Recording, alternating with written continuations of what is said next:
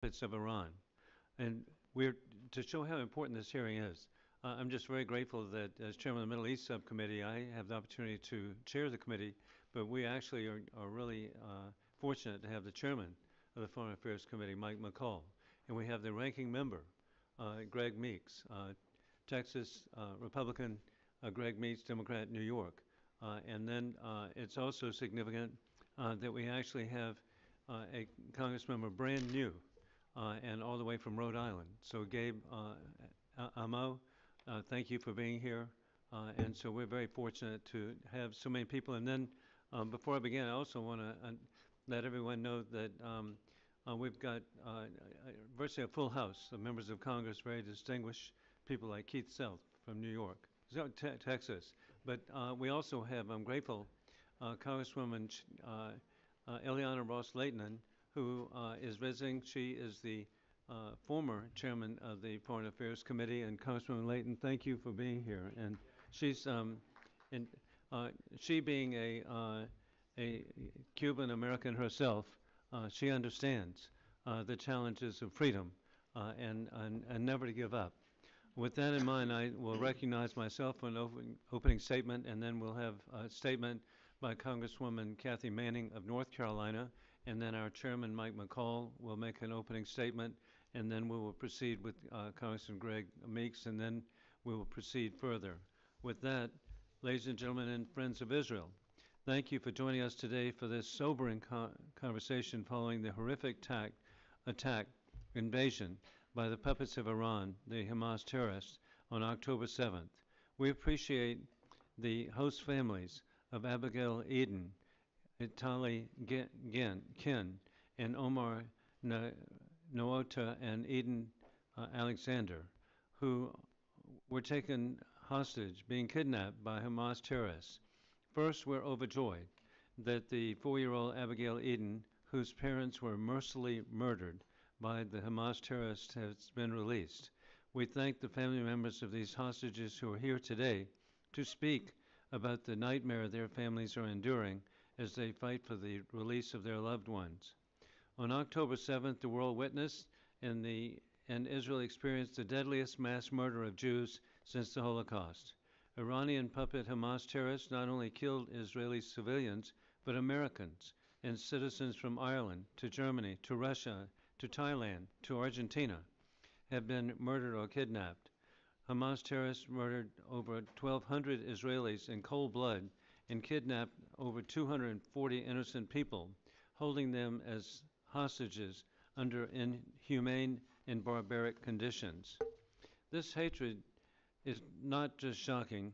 Hamas outlined their plans in a 1988 covenant stating their intentions for the world, and that is, quote, "The day of judgment will not come about until Muslims fight the Jews. When the Jews hide behind stones and trees, the stones and trees will say, 'O Muslims, O Abdullah, there is a Jew behind me. Come and kill him.'" End of quote. It's so tragic that indeed Hamas made it perfectly clear what they intend to do, and it's a declaration of genocide against people of Jewish heritage. We must work tirelessly to bring home every hostage, freeing them from the murderous terrorists who kidnapped them. We know that the civilian deaths in Gaza are human shields, with Iranian puppet Hamas terrorists solely responsible for the tragic deaths in Gaza today. Hamas terrorist puppets of the Iranian regime seek to break the spirits of those they seek to destroy, but they will not succeed. We are united in our mission to free all hostages from captivity by the Hamas puppets of the regime in Tehran. Your presence here today sends a strong message of unity and unbreakable spirits. I visited with Prime Minister Benjamin Netanyahu in Jerusalem in August to reassure the people of Israel of American support in face of the Iranian regime. Today, we are joined by Ronen and Nora Neotra, the parents of the hostage Omar Neotra, an Israeli Defense Force soldier being held hostage by Hamas. Omar is 22 years old, from Plainview, New York. As a dual Israeli-U.S. citizen, he is serving in the IDF when he was captured. Omar had deferred his admission to Binghamton University in New York to serve in the IDF. We're also joined by Ruby Ken, the father of Itai Ken, who is also an IDF soldier who has been held hostage by Hamas. Itai was a 19-year-old American citizen who was kidnapped from his base next to the Nakela near the border of Gaza on October 7th. Itai was on active duty as part of a tank unit when he was kidnapped by Hamas. Ruby, sadly, has not received the proof of life for his son, Itai, and the International Red Cross is not able to provide medical attention to him. And for those of you who have members in the military, my oldest son served in Iraq, my second served in Baghdad as a Navy doctor, my third son served in Egypt with Bright Star, my fourth son served for a year in Afghanistan. So I especially identify the horror of what you're addressing. Finally, we're joined by Liz Hirsch Naftali, the great aunt of 4-year-old Abigail Eden, who was fortunately released by Hamas on Sunday, November 26th. Liz was in Israel on October 7th when Abigail was brutally kidnapped by Hamas after they mercilessly murdered both of her parents on October 7th in their home at the Kfar Island kibbutz. Abigail was in her father's arms when he was shot and killed by the Hamas terrorist and taken hostage at just 3 years old of age. She turned 4 while in terrorist captivity. Again, I, along with the American people, share in our gratitude that your grandniece was released over the weekend after 50 days of captivity, and we are grateful that she is once again with the family. We will not stop, and again, joined by the leadership of the Foreign Affairs Committee, until the remaining hostages, including an estimated 9 Americans, have been released. We appreciate the opportunity to hear your stories as we work together in support of your families and to fight for the release of your loved ones and all who are being held by the Iranian puppets of Hamas. With that, I now proceed and recognize Congresswoman Kathy Manning from North Carolina. Thank you to my dear friend, Chairman Joe Wilson, for organizing this roundtable, and thank you to the families for being here. We can only imagine what you're going through, but we are so deeply grateful that you have come time and time again to share your stories with us. On October 7th, we woke in horror to Hamas's brutal and despicable terrorist attacks, firing rockets at innocent civilians, storming the border by air, land, and sea, invading Israel with the specific purpose of killing civilians and capturing civilians. They went house to house, murdering babies, executing parents in front of their children, massacring more than 250 young people at a music festival. And in addition to the 1,200 people that Hamas killed that day, they took an estimated 240 innocent civilians hostage in Gaza, including elderly women, children, and babies. Like so many of my colleagues, I have spent the past 6 weeks meeting with the families of the hostages. People like the Siegel family from my state of North Carolina, whose relatives Keith and Aviva were kidnapped from kibbutz Kfar Aza, and fortunately Aviva was released this weekend, but Keith is still captive. And of course I've met with each of you, with Hagit and Ruby Chen, with Ronen and Orna Nutra, Yael and Adi Alexander, Liz Hirsch Naftali, and Noah Naftali. We're so grateful for you being here. I feel like you're all my extended family by now. I think about your loved ones every day, and I talk about them as often as I can because just like you, I want to make sure that they are not forgotten with everything else that's going on in this world. And just like the stories of Holocaust survivors, each one of your stories is unique. Each story is heartbreaking because each of the hostages have loving family members whose lives have been torn apart, who are living with the agony of not knowing what has become of their loved ones. Are they okay? Are they healthy? Are they injured? Are they alive? And will you ever see them again? I have heard stories that have brought me to tears, stories that haunt my dreams, that should make all of us redouble our efforts to bring those hostages home. The past few days have seen significant breakthroughs in attempts to bring the hostages held by Hamas home to their families. And I applaud the efforts of the administration, of Israel, the regional partners, who have worked to ensure that the agreed upon hostages are released, but there is much more work to be done.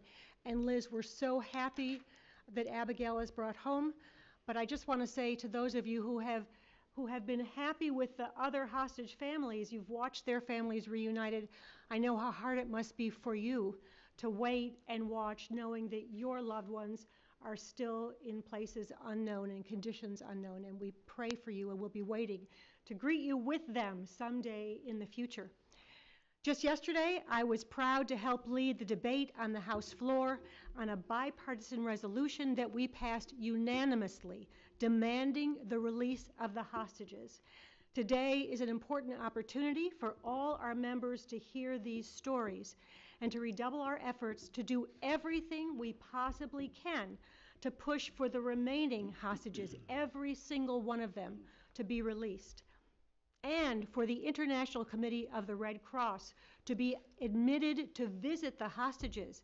And countries around the world should join in demanding the immediate release of the remaining hostages. But I just want to mention how outrageous it is that the Red Cross still has not been allowed in to meet with the hostages, and we continue to call for the Red Cross to be allowed to meet with the hostages. So thank you again to the chairman, to the chairman of the subcommittee, to the chairman of the full committee and ranking member. Thank you to all of our colleagues for being here. We look forward to hearing from these families, but most of all, we look forward to bringing all the hostages home. And thank you very much, Congresswoman Kathy Manning of North Carolina. And this is, you're seeing actual proof of Republicans and Democrats working together, united, on behalf of the people of Israel and on behalf of the kidnapped hostages. We now proceed to the chairman of the Foreign Affairs Committee, Mike McCall of Texas.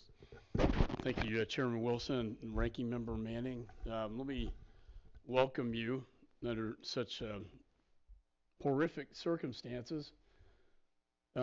We stand united with you as Americans on this committee. We put our partisanship aside. We always say it stops at the water's edge. You know, I can't help but feel the grief having traveled to Israel, but my father was a bombardier in World War II, and he bombed the Nazis. And they destroyed the Nazis. And then we uncovered the death camps. And we always say, never again. Never again. And here we are in this century, in this time, with the largest slaughtering of Jews since the Holocaust. I never thought I'd see it in my lifetime. My father saw it, but I never thought I'd see it. You know, their covenant from the river to the sea, that we will obliterate the state of Israel, really says it all.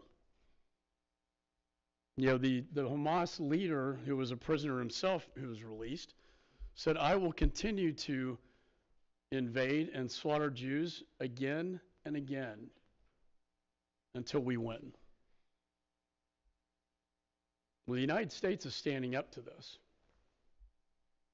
And I will say, I'm proud of this administration for standing with Israel, because we are Americans first. And we need to bring more of our American hostages home. We've only brought one home.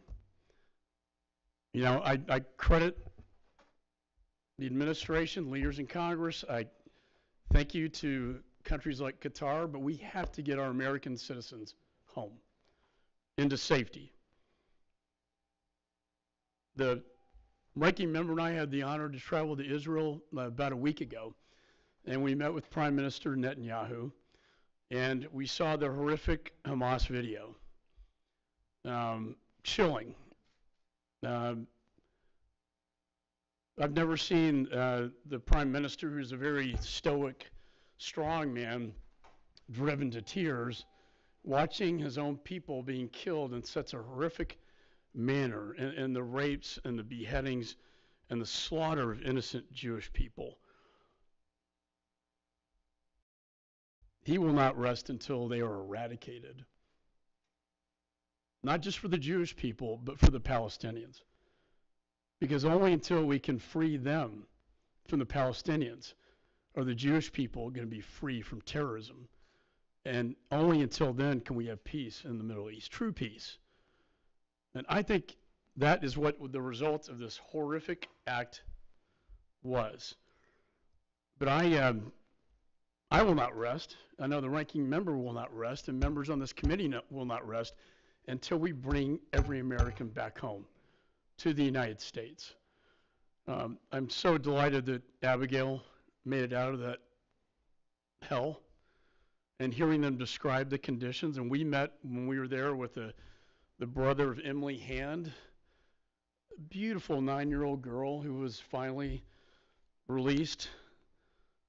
But we need more. We passed the most bipartisan resolution in the history of the Congress condemning Hamas and standing in support of the state of Israel.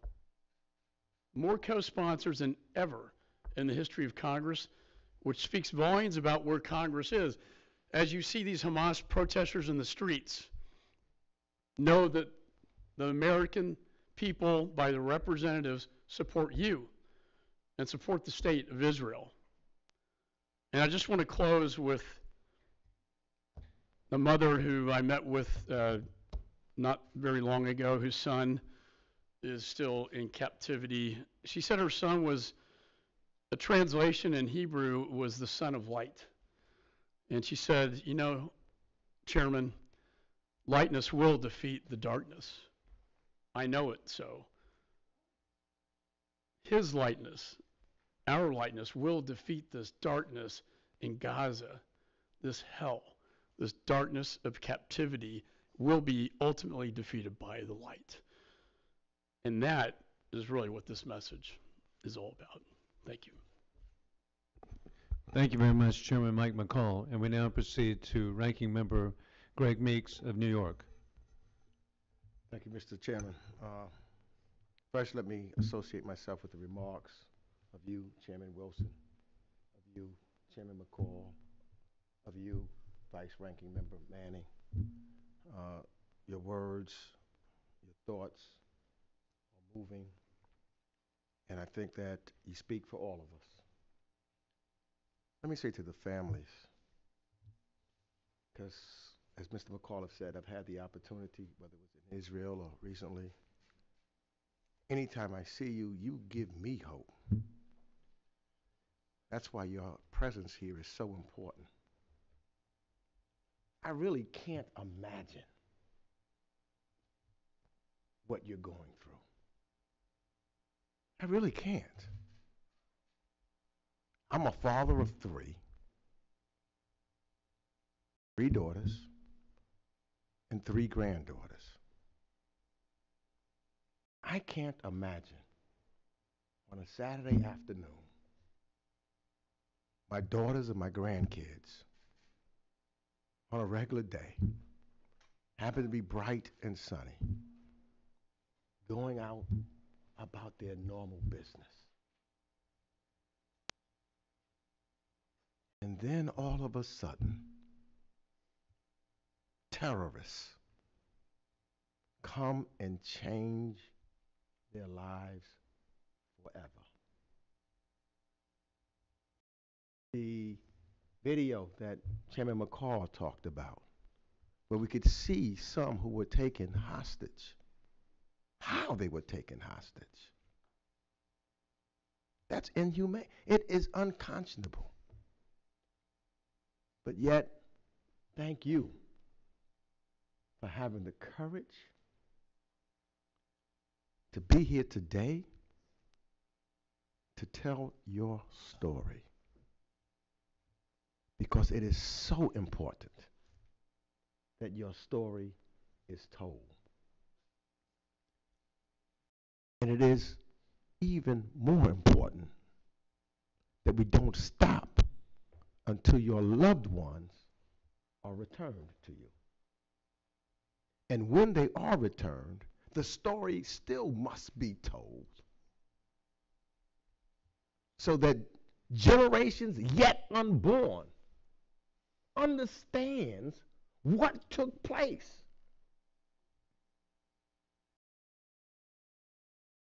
They have to know the inhumanity and the insaneness of terrorists and terrorism.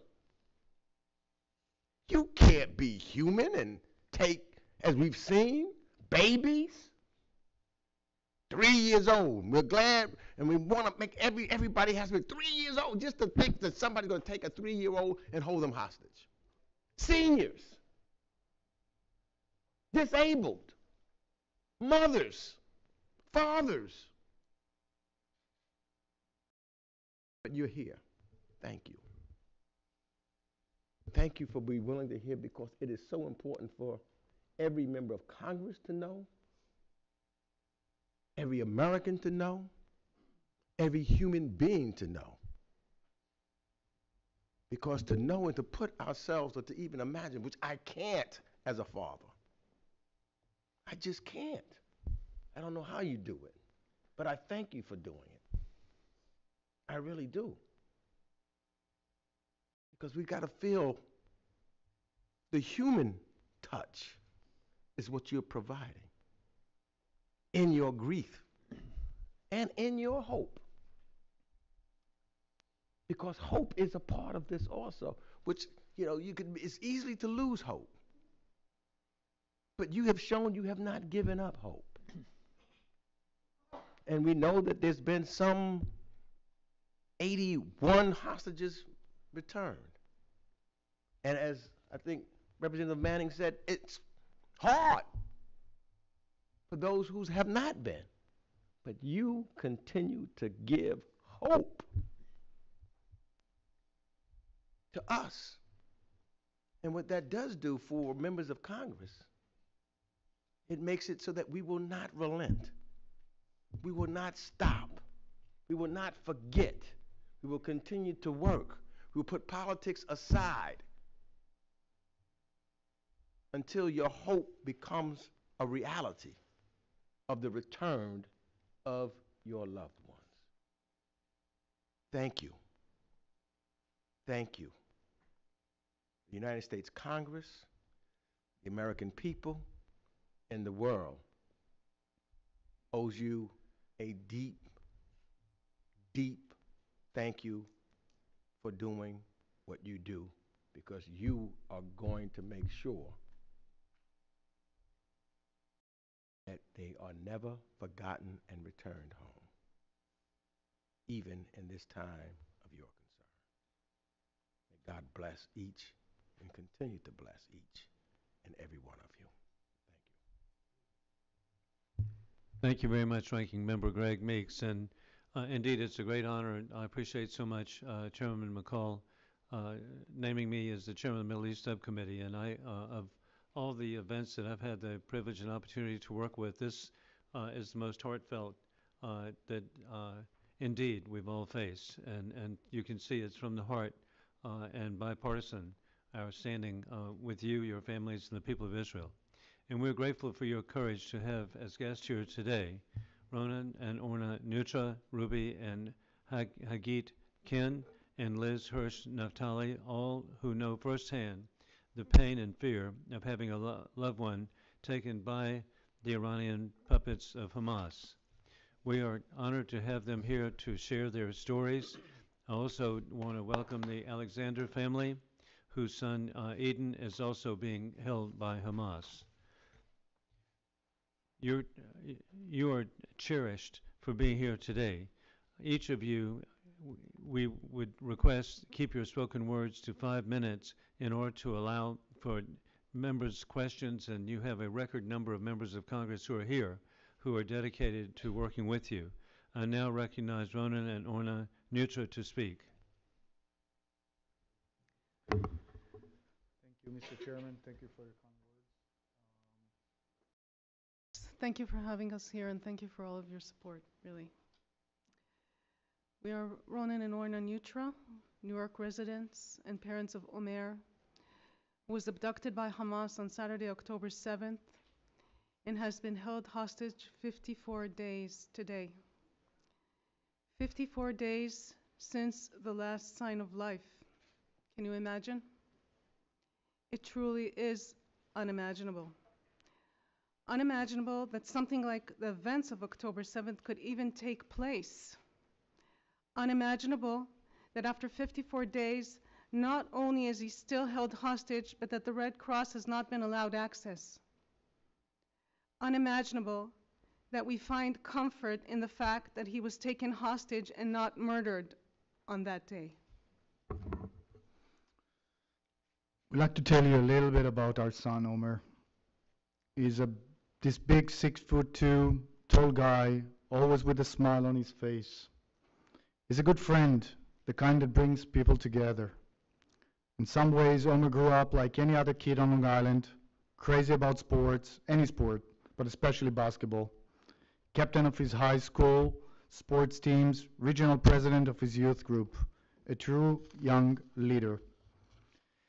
He's a dual citizen of both United States and Israel, and we raised him with a deep connection to both of his homelands. After graduating school, although accepted to college, he decided to take a gap year in Israel on a program together with his Israeli peer group. The closer he grew to his new Israeli friends, the more he reflected on his own identity. As a descendant of Holocaust survivors on both sides, both me and my wife, he understood the importance of strong Israel. So he made a decision to volunteer and join his new friends and serve in the IDF to protect the Jewish land. He was drafted as a lone soldier in the Armed Corps, and in his most recent position he was stationed just on the post on the border with Gaza, as a tank commander and as an officer. We last spoke with Omer on Friday night, October 6th. In our last conversation, he indicated that he was looking forward to a quiet and peaceful weekend after a really stressful month protecting the border. We all know what happened only a few hours later. He was protecting people when he was taken by Hamas. And since this day, our lives have completely turned upside down. We spend every waking hour fighting in his name, speaking on his behalf, in front of communities, with the government, with you, on the media. We're deeply grateful for the support that we've received from the US government, from President Biden, who's committed since day one to bringing the hostages home. There has been some progress this week, but Omer is still not with us. And the clock continues to tick, and not in our favor. There are still 150 hostages in Gaza, deep under the ground in the dark, some badly injured, with no medicine, with little food. So we appreciate your support, but we urge you to press to bring the international community to demand proof of life and other basic humanitarian requirements, and to bring them home as soon as possible. We must do everything to bring them back. Thank you.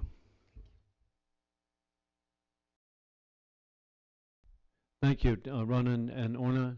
I now recognize Ruby and Hagit Ken. Thank you for having us today. We are here representing our son, Itai Chen, 19. But we also are representing 160 hostages. And the problem that we have, Chairman, time is running out. I'd like to recognize amongst the hostages the 9 US citizens that are still not with us: Liat Benin, Omer Nutra, Idan Alexander, Hirsch Goldberg Poland, Sagi Dekel-Chen, Gadi and Judy Haggai, Keith Siegel, and my son, our son, Itai Chen. We urge you and the U.S. government to do whatever it can. Time is ticking, and it's not in our favor. Itai grew up as a dual citizen, both living in Israel and visiting family here in the United States, Plainview, Fair Lawn, New Jersey, Boston. And when he got to the age of 18, he joined the IDF, was also stationed at a base next to the Gaza border. Important to say, in protection mode, protecting a sovereign part of the state of Israel that is not in some sort of international conflict, and was abducted and kidnapped on that Black Saturday. We had initial contact with him, but as the hours went by, we understood this wasn't a typical Saturday of some missiles flowing from one side to the other. We tried to get in contact with his team members, with other members that saw him, but contact was lost. Pretty soon, 9 a.m. in the morning was the last that we had any contact with him. Initially, we thought somehow he's been busy, he might, make it out.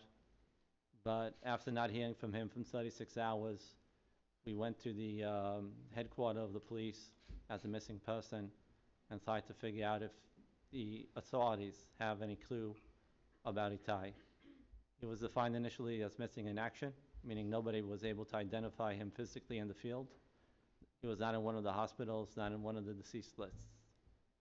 That gave us some hope. Maybe he'll show up. After 4 days, Thursday morning, 6 a.m., we got a knock on the door. Just to explain to you what that is, you have on the other side 2 high-ranking Army officials. Believe me, you don't want your enemies to be able in that situation where you understand you do not want to open that door. But you also understand that there's no other choice but to open that door where your heart is going 200 miles an hour. We here today are sitting as the lucky ones that got the notification from the IDF is that he was abducted, kidnapped by the Hamas terrorist organization. That's the lucky thing to get a notice. Ever since, we have no proof of life and no indication of his medical status. We just came today from the International Red Cross, explaining to them that the way that they operate in discreet manner is not the way that we expect them to operate in this case. They need to be vocal. They are the witnesses. They are the ones that see the hostages going out. They are the ones that need to be vocal and get the international community behind them. And explaining to the Hamas, they need to know and understand this is not acceptable by the international community. They crossed the red line by not providing medical attention or by allowing any type of visitation. And we urge the international community, this is not a U.S. issue. It's an international community humanitarian issue that all of the international community needs to get behind in order to solve this problem. We'd like to thank the Biden administration, the Qatar government, for putting in place this deal. This gives us hope. On one hand, we are happy for our family members, such as the Naftali family, for being whole again as much as possible. But there's also more work to be done. And we urge President Biden, the international community, to do what it can to get as many hostages out as soon as possible. The interdiction of the Hamas, that could wait for another day, for another hour. First, hostages out, then we deal with Hamas. And it's an important distinction that we, the families, want to convey here as well. To summarize, we live in a different universe than you do. It's difficult to explain, but all of us now are family members to this different universe that we live in. And we need you to do whatever you can. Holiday season is here. Unfortunately, we celebrated Thanksgiving with an empty chair in our table. We want to be whole again with our families. God bless America. God bless you. And hopefully we could be whole again and go back to our previous lives. Thank you. Thank you very much, Ruby and Hagit. We now recognize Liz Hirsch-Naftali.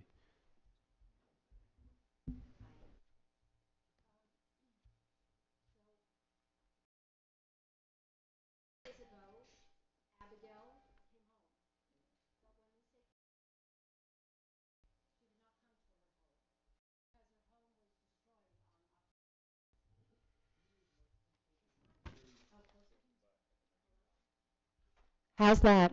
Okay. Oh, now it's too long. So Abigail came home 3 days ago, but Abigail did not come home to her house. Abigail did not come home to her parents.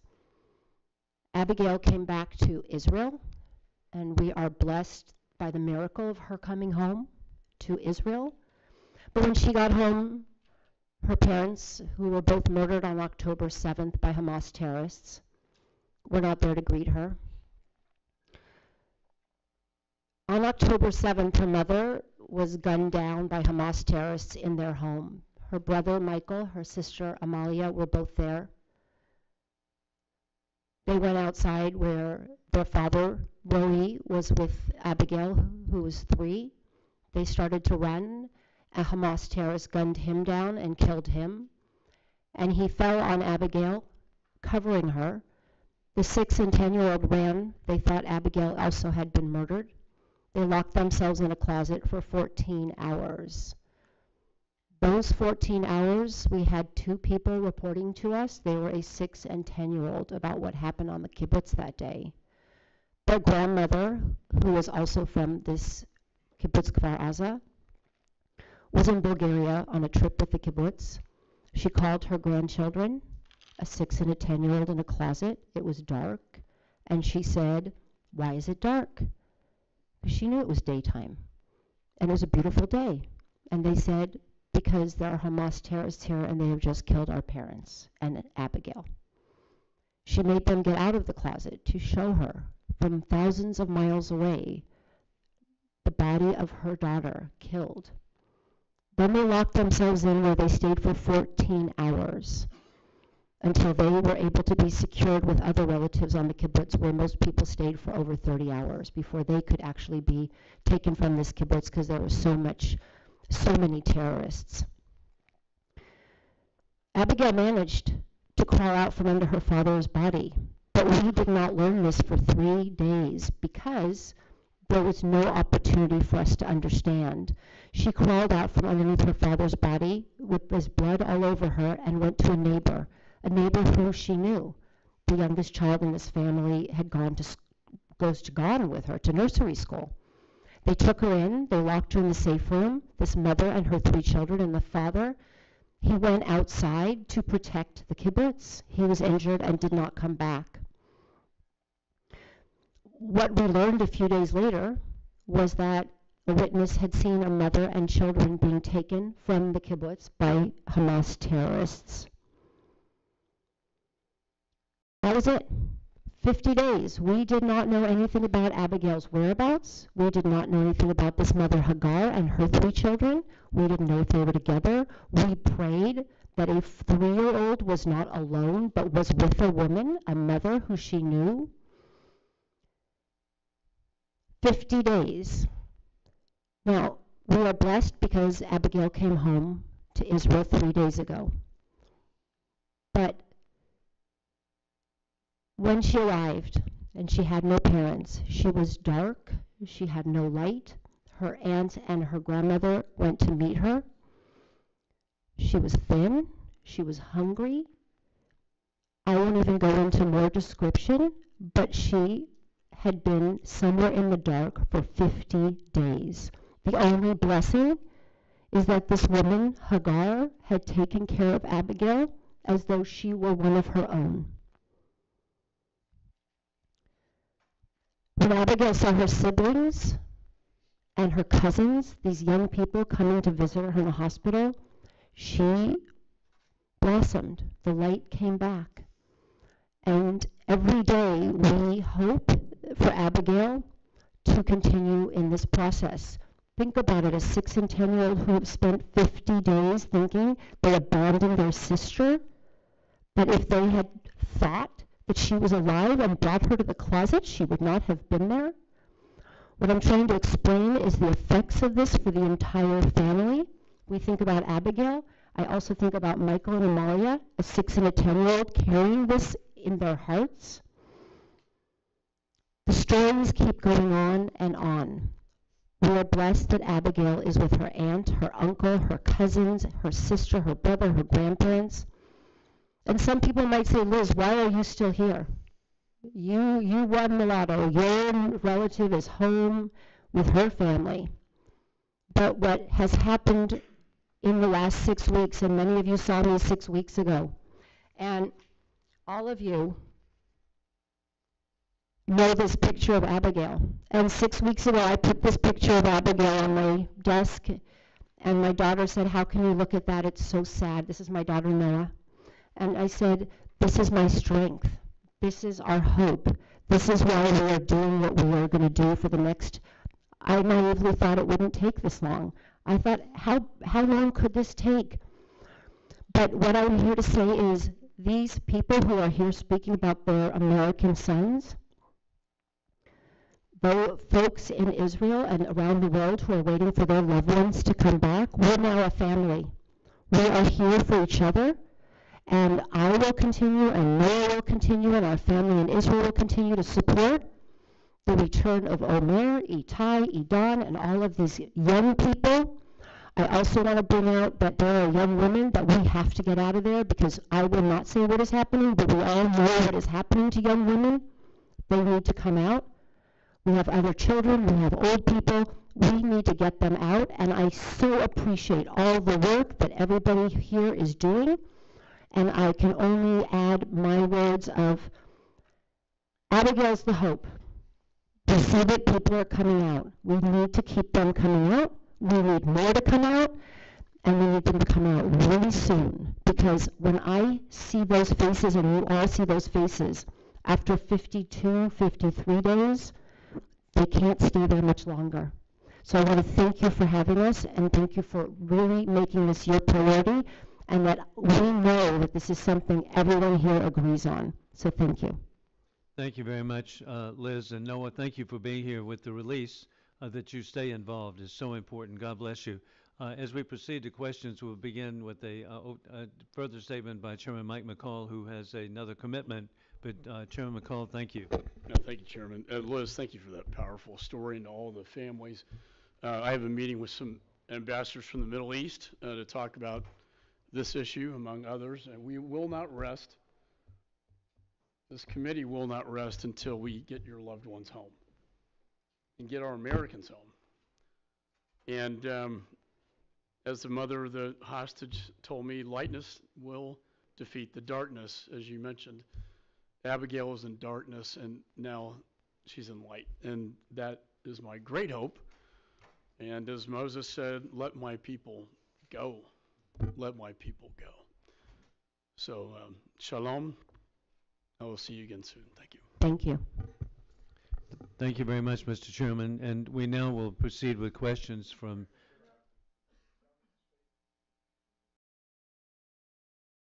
And we'll be proceeding with questions from the members who are here. It's so impressive. Now, if Adi would like to say something, sure. please. Chairman Wilson, thank you for having us here. Just want to say a few words about our son. He grew up in Maryland, actually. We kind of locals. All my kids grew up in the States, and he graduated high school last year, 19 years old. Decided to volunteer to the IDF to do a noble thing, actually, to protect the residential areas, to protect the kibbutz. And his base was bombarded. He was attacked. He was surrounded by 20 terrorists. He tried to conduct the long-range fight with them, but there was too many. And ironic thing that the name of the base is a White House. So the White House is an art gallery. It's an old Turkish building next to Kibbutz Nir Oz, and it's a small post actually next to this art gallery protecting the Nir Oz.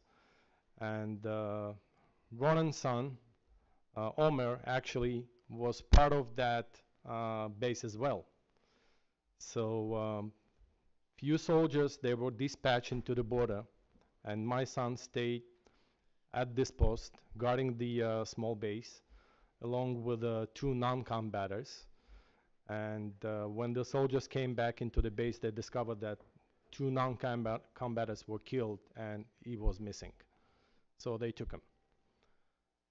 So that's basically our story of what happened on October 7th. Thank you very much. And Yael, would you like to comment yourself?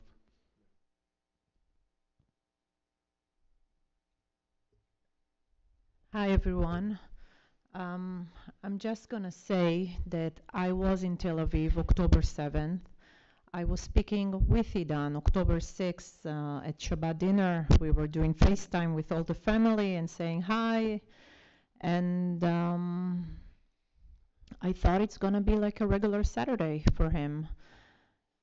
And at few minutes before 7 a.m. when he called me and he told me, Mom, we are getting a lot of bombs and it's like war here. I'm seeing stuff, like terrible stuff. I was so surprised that something like that could happen, you know. Everything seems like fine, you know. I'm thankful that I spoke with him before they took him. And that's it. I'm just hoping that he will come home to us. And yeah. Thank you. Thank you. And again, each of you are just so cherished by us and so appreciated by your courage to be here. We will now be proceeding with questions. And in lieu of questions for myself, just a statement, then I'll give more time to our colleagues who are here. But I want to and we'll begin with Councilwoman Manning in a second. But I want to point out that I believe that indeed Chairman Mike McCall was correct. We need to stand together to eliminate and defeat Hamas, the puppets of Iran, for the people of Israel. But it's also for the people of Gaza. It's for the people of the West Bank. It's not just for just some specific. It's broad. We know it's for the people of the United States. It's people for across Europe, Asia, and South America who've been kidnapped and are being held. And indeed, the Kin family is correct. It's an international community is what's being faced and being challenged. And to me, sadly, the world is in a conflict we didn't choose, and it's a conflict between dictators' rule of gun invading democracies with rule of law.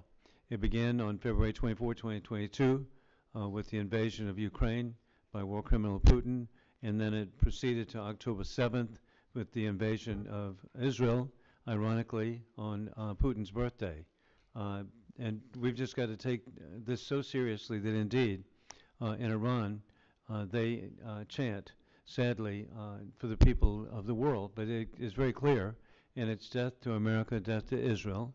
And I was just last week in Yerevan, Armenia, meeting with the Organization of Security and Cooperation in Europe, and I was explained to, we had delegations from 50 countries, that it may be Israel and America now, but it's them ultimately.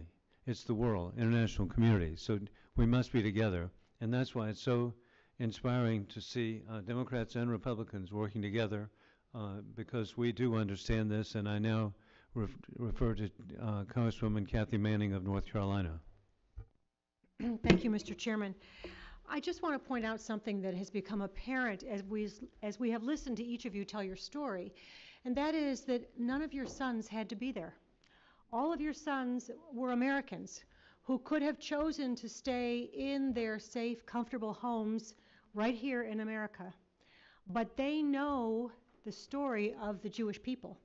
They know that our 2,000-year history has made it so critically important that we have one country in the world that will always take in Jews when they are persecuted in times of stress.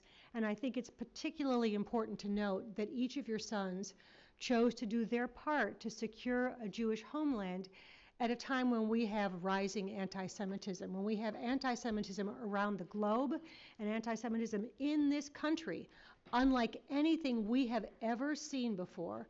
And since October 7th, prior to October 7th, our anti-Semitism in this country was at a crisis level. Since October 7th, we have seen anti-Semitic violent incidents rise by 400%, and we are now at a catastrophe. So I just want to mention how grateful I am to each of your sons that they chose to take this noble route to secure a Jewish homeland so that Jews will have someplace, a safe haven to protect them no matter what happens in the future. The only question I have to ask you is, what more can we be doing? What more can the Israeli government be doing to make sure that we achieve our goal, which is to bring back all of the hostages safely? It's a tough question because we feel like we're doing everything we can, but if there are things you are asking us to do, please tell us. So as I said, we came from the International Red Cross. Keep the pressure on them. They need to be vocal and say to everybody what is happening. That is A. B, also, the people of the United States need also to convey the message to the government of Israel that they believe, U.S. people believe, that this is the #1 topic on the agenda for them as well, and to keep the Israeli government focused on this topic, release of hostages, before anything else.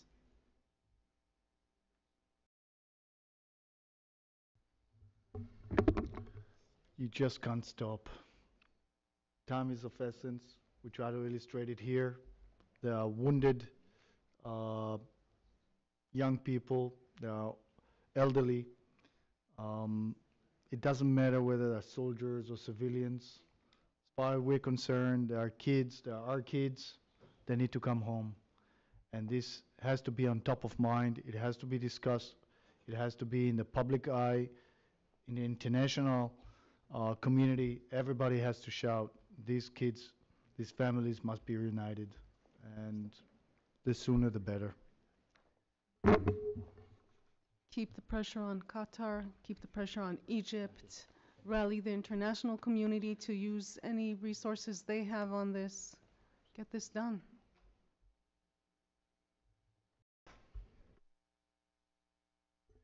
Thank you, Congresswoman Manning. And we now proceed to Congressman Darrell Issa of California. Thank you, Mr. Chairman. One of the advantages of my age is that when someone says never again and never remember and never forget, I think to October 7th as the 50 years since the sneak attack in the Yom Kippur War. It's no accident. It's no accident that 54 days later, the terrorists are still holding hostages that they took specifically to give themselves leverage. I think it's no doubt for any of us that it was only through the United States supporting its ally Israel and Israel's aggressive action that brought the pressure that has brought some home. And so, although I heard the answer to the last question and I completely empathize with it, I have to say, isn't it, and it's a question, don't we need to do both? Don't we need to continue our unity and our pressure and a willingness to fight as though there is no negotiation and negotiate as if there is no fighting if we're going to secure the release of these hostages alive and ultimately bring a peace to Israel, a peace that Egypt, Jordan, Sudan, Bahrain, Morocco, and UAE have signed, and Saudi Arabia was negotiating, that the Iranian terrorist backing Hamas want to derail. So I ask that as the toughest question to ask a family is there something you want us to do other than do both? Do all of the above. Never forget. Never give up on the force it takes to pressure them to release the hostages. Never quit negotiating. And never forget that this cannot be allowed to happen again 50 years later by the act of these terrorists. So that's a hard question to ask you, and I'm asking almost the mirror of the last question. Don't we have to do both?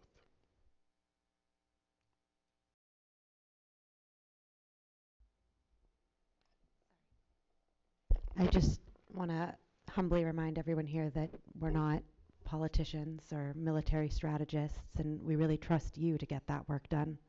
All we can do is continue to tell our stories and continue to carry this pain and ask you to keep doing everything you're doing. Thank you.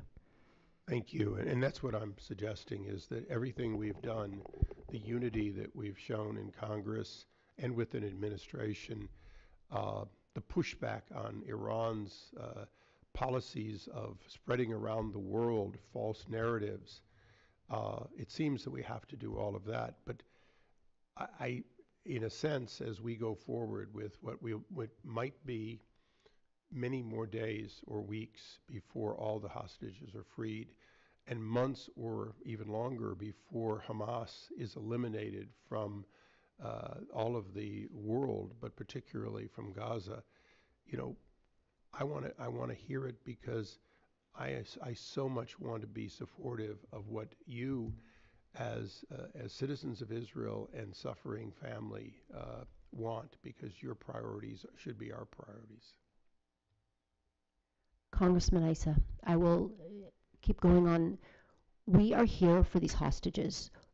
That should be everyone's priority. And I have spent 6 weeks coming to the Hill and speaking with people, leaders on both sides, people who unanimously say the number one priority is to release these hostages. The people here today are also Americans. So they come to you as American, parents of Americans. They come to you as supporters and parents of Israelis. But the one thing that we have all understood is that we can't answer your question how we want to, in the sense that we individually can, but we are here representing hostages. We are representing lives, and we don't have the answers. But what we're here to do is tell the stories and have you continue to tell these stories, please, and bring us back until they are home so that no one is resting, which we don't think anyone is. But when you ask that question, we all are fixers, but we can't fix this. But what we're all here is these people, because they are the parents, their sons, who could be my son, are somewhere in the dark in Gaza. So what I think is the guiding light here is that we need to get these hostages out. We need to bring these people home to their loved ones. And I actually believe that that is the way we move forward in the region. That is the way we move forward in terms of how we treat each other. But until these hostages come back, all the other conversations that you all need to have, we can't join them. And I thank you for your leadership. And I thank you, but we implore you to keep that pressure going so that their sons, who could be my son, will be home really soon. Then I will, in the alternative, give you my pledge that I, as one member of Congress, will push to make sure that the Congress never quits until every hostage is returned home. Thank you for your stories. Thank you very much, Congressman Issa, and I want to commend Congressman Issa. His heritage is from the Middle East, and I still cherish going on my first Codel throughout the Persian Gulf states and Arab countries, where I found out, despite the media coverage, that people didn't want to live in the 14th century. They were doing quite well with skyscrapers in the 21st century. And so that's the civilization we want to see in the Middle East. So thank you. We will now conclude, actually, with Congressman Snyder due to time constraints, and then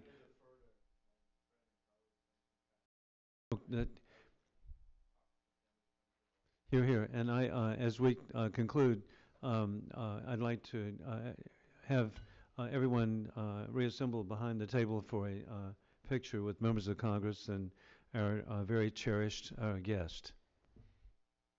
Sure, thank you, Chairman. And I want to express my sorrow for all of the parents and family members who are going through this situation, and want you to know that I share your concern that the release of hostages should be the #1 priority. I know that you aren't here to be political or to take sides one way or another on politics. I have been critical of the Netanyahu government because I feel as though they were not prioritizing the release of hostages for the first month or so. I don't expect any comments on that, just to let you know. I'm on the Foreign Affairs Committee, but not on this subcommittee, but wanted to come here because, first, to pay my respects and to let you know the entire Congress has the hostages on their minds, but also to let you know that we're going to stay on and that we have, all of us unanimously, I believe, called for the release of hostages and demanded that Hamas release the hostages. I yield back, Chairman. Thank you very much, Congressman Castro. And again, we're just so grateful for your courage being here. And we want to thank the valued guests who are here. I want to thank the members of Congress who are here. You can see it's heartfelt by Republicans and Democrats to stand with you and stand for the release of the hostages kidnapped so mercilessly. As we now proceed, we are